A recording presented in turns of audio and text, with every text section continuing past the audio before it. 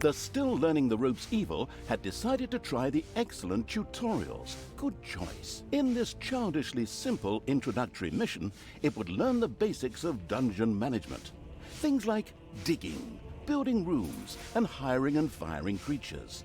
Everything a novice evil needs to know. First of all, it admired the center of its power, the dungeon heart. This, if possible, should never be broken, as that would lead to an inglorious and permanent end to the definitely wanting to avoid this at all costs evil. Naturally, the most important resource for any evil genius was gold. One can make the best things out of the glittering metal, and nary a creature was going to let the absolute evil hire it and push it around without a coin or two. Sad, I know, but that's the way the cold, hard capitalist world of evil works. Although a little gold could also be stored in the dungeon heart, the little snots, the strange name-giving evil's workers, had to travel long distances to do so. It made much more sense to build a treasury nearby. The fast-learning evil immediately began doing so.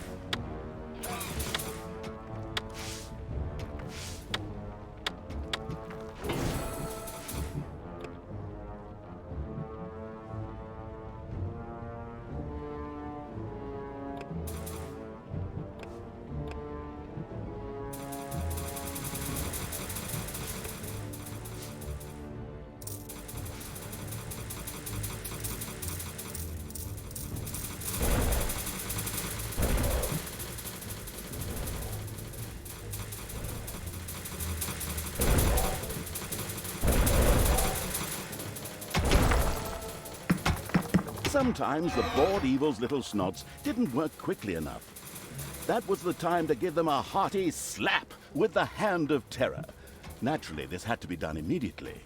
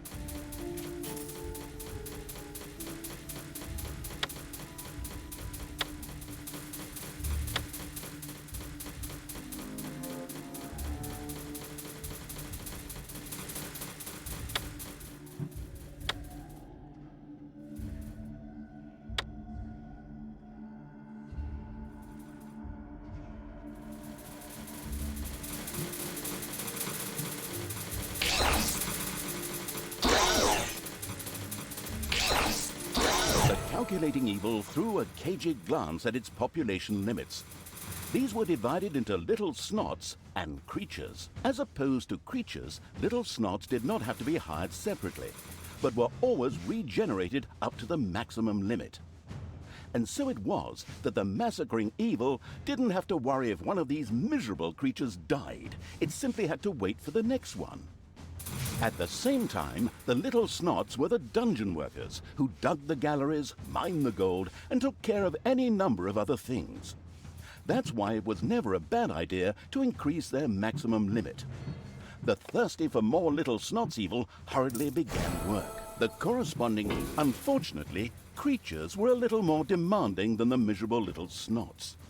A hideout would have to be researched before creatures such as goblins and orcs could be hired. As loyal as the little snots were, they were unable to fight and took to their heels in panicked flight at the first sight of an enemy. Sighing, the unscrupulous evil set about providing a hideout.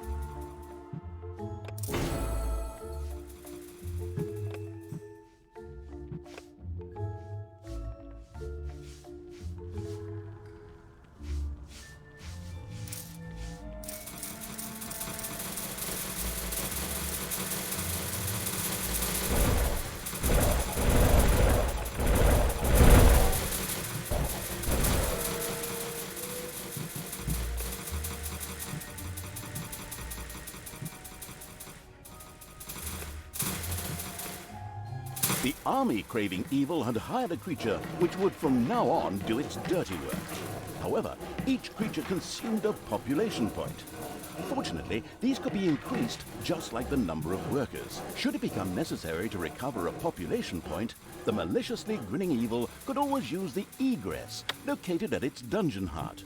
Simply toss the creature onto it, a little pull of the lever, and oh, whoops. Well, there it goes. These creatures were pretty spoiled. Not only did horde creatures demand their own bunks, they also wanted something to eat. Otherwise, they would soon refuse to do any work whatsoever and go on strike. The deeply sighing evil had no other choice than to build his creatures a gobbler farm to satisfy their hunger.